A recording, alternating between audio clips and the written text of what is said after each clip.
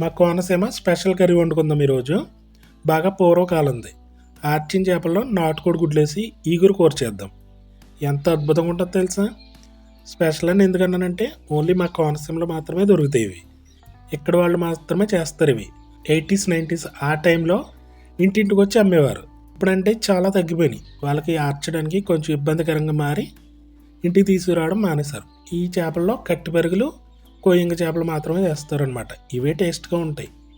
వీటిని క్లీన్ చేయాలంటే న్యూస్ పేపర్లో చుట్టి ఫ్రిడ్జ్లో ఒక అరగంట లేదా గంట అలా వదిలిపెట్టామనుకో స్కిన్ సెపరేట్ అవుతుంది. క్లీన్ చేసేటప్పుడు ఈజీ అవుతుంది అనమాట. వీటిని స్కిన్ అంతా తీసేసి శుభ్రపరచుకున్న తర్వాత చన్నీటిలో వేసి ఒక్కసారి వాష్ చేసుకుంటే చాలు, సరిపోద్ది. అదే పనిగా పచ్చి చేపల్లా చేయకూడదు వీటిని. ఇవి చేపలు ఆర్చేటప్పుడు మధ్యలో ఈనుపులు కూడా పెడతారు వీటికి స్టిఫ్గా ఉండడానికి. వాళ్ళు చేసే విధానం చాలా ప్రత్యేకంగా ఉంటుంది. వీటిని గట్టిగా ఆర్చారనుకో స్ట్రాంగ్ అయిపోతాయి, టేస్ట్ చెడిపోద్ది. అలాగే మెత్తగా ఉన్నాయనుకో కూర వండేటప్పుడు పేస్ట్ లాగా తయారవుతుంది, చెడిపోద్ది. చాలా ప్రత్యేకమే, చాలా టేస్ట్గా ఉంటాయి అన్నమాట. ఇంకా గుడ్లు ఉడకబెట్టేసి రెడీ పెట్టాము. పాతకాలం పద్ధతి కదా, అందుకే మట్టి దాకా యూజ్ చేసాము. కట్టెలు పోయి మిస్ అవుతుంది, అయినా టేస్ట్ ఎక్కడా మారదు. కానీ ఇంకా వేరుశనగకాయలు వాడదాము, మంచి రుచి వస్తుంది. ఆయిల్ కొంచెం ఎక్కువే పడుతుంది. పసుపు, సాల్ట్ వేసుకుని ఎగ్స్ని లైట్గా ఫ్రై చేసుకోవాలి. అదే పనిగా ఫ్రై చేస్తే తినేటప్పటికి గట్టిగా అయిపోతాయి. అందుకని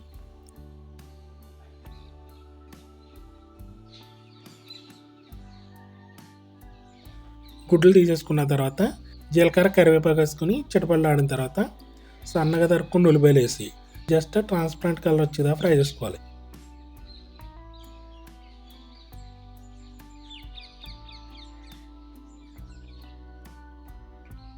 ఒక పెద్ద నిమ్మకాయ సైజు చింతపండు తీసుకుని పులుసు చేసి పక్కన పెట్టేద్దాం.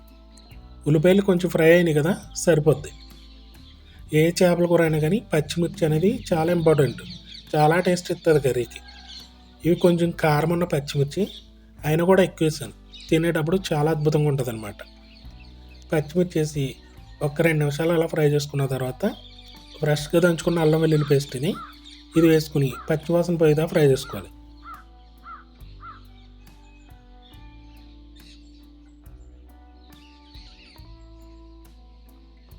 ఆ తర్వాత ఉప్పు, కారం, పసుపు, కళ్ళుప్పు వాడితేనే మంచి టేస్ట్ అనేది వస్తుంది. సాల్ట్ కన్నా కళ్ళుప్పే మంచి టేస్ట్ వస్తాయి అన్నమాట. ఇదంతా ఒకసారి తిప్పేసి 1 నిమిషం పాటు అలా వదిలిపెట్టాలి. ఆ తర్వాత చేపలు బట్టి వాటర్ వేసుకుని పులుసు ఎగిరి దాకా మూత పెట్టుకోవాలి. మట్టి దాకా వాడుతున్నాం కదా, మీడియం ఫ్లేము లేదా సిమ్లోనే వండాలి ఎప్పుడు కూడా. హై ఫ్లేమ్ అనేది అసలు పెట్టకూడదు.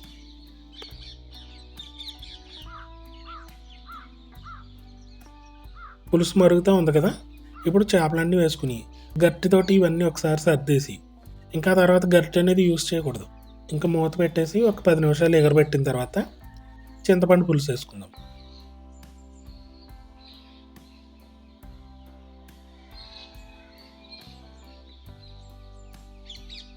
ఈ చింతపండు పులుసు కూడా బాగా పుల్లగా ఉంటే మంచి టేస్ట్ అనేది వస్తుంది. ఇంకెలా క్లాత్ పెట్టి తిప్పాలి. గట్టి పెట్టామంటే చెదిరిపోతూ ఉంటాయి.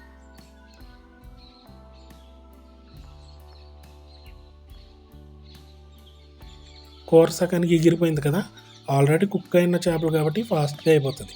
గుడ్లు వేసిన తర్వాత క్లాత్ పెట్టి ఒకసారి తిప్పామంటే అడుక్కి వెళ్ళిపోతాయి. ఇంకా మూత పెట్టేసి ఆయిల్ తేలిదాకా ఎగరబెట్టుకోవాలి. ఆయిల్ బాగా తేలిపోయింది కదా, ఇప్పుడు ఇంకొంచెం కరివేపాకు వేద్దాం. కరివేపాకు ఎప్పుడు కూడా ఆయిల్ తేలిన తర్వాత వేసుకుంటే మంచి సువాసన ఉంటుంది, దాని ఫ్లేవర్ అద్భుతంగా ఉంటుంది.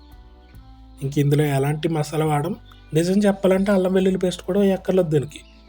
ఇంకెలాంటి గరం మసాలా కానీ కొత్తిమీర కానీ ఏమీ వేయకుండానే ఇలాగే ఉండాలి. ఇది అప్పుడే అద్భుతమైన రుచి ఉంటుంది. ఇంక వీటి ముందు ఏ కూర పనిచేయదు అన్నట్టు ఉంటుంది దీని టేస్ట్. చాలా బాగుంటుంది తెలుసా. నాన్ వెజ్ ఎప్పుడు కూడా అన్నం పొడి పొడులు ఆడుతూ ఉండాలి, అప్పుడే దాని రుచి ఇంకా పెరుగుతుంది. దీనికి పర్ఫెక్ట్ కాంబినేషన్ ఏంటంటే నాటుకోడి గుడ్లు. చాలా అద్భుతంగా ఉంటుంది.